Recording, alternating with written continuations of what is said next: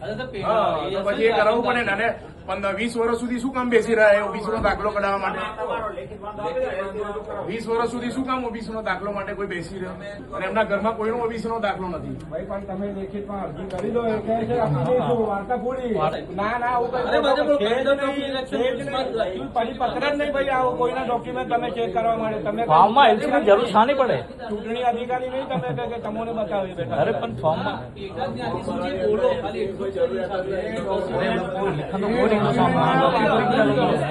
રાજકારણમાં ખેલદેવી હોવી એ મહત્વનું છે. અમે કોલેજ કાળથી રાજકારણ કરતા આવ્યા છે, પણ જે ખોટું છે એ ખોટું છે. આજે તમે જો એમની જે પેટા જ્ઞાતિમાં એ લખાવે છે ને, લખારા લખાવે છે. હવે લખારા શબ્દ જે છે એમપીનો છે, એનો બોન પણ એમપીનો છે. તે છતાંય 1999 થી લઈને 2004 સુધી એમને પોલિટેકનિકમાં ડિપ્લોમા પાર્ટ ટાઈમ કરેલું છે. ત્યાં પણ એમની એલસીમાં જનરલ રજૂ કરેલું હોય તો અહીંયા એક એવી રીતે ઓબીસીનો દાખલો કઢાવી શકે? ફક્ત ને ફક્ત ચૂંટણી લડવા માટે અને લાભ લેવા માટે આ લોકોએ એમનો પોતાનો એલસીનો દાખલો કઢાવ્યો છે.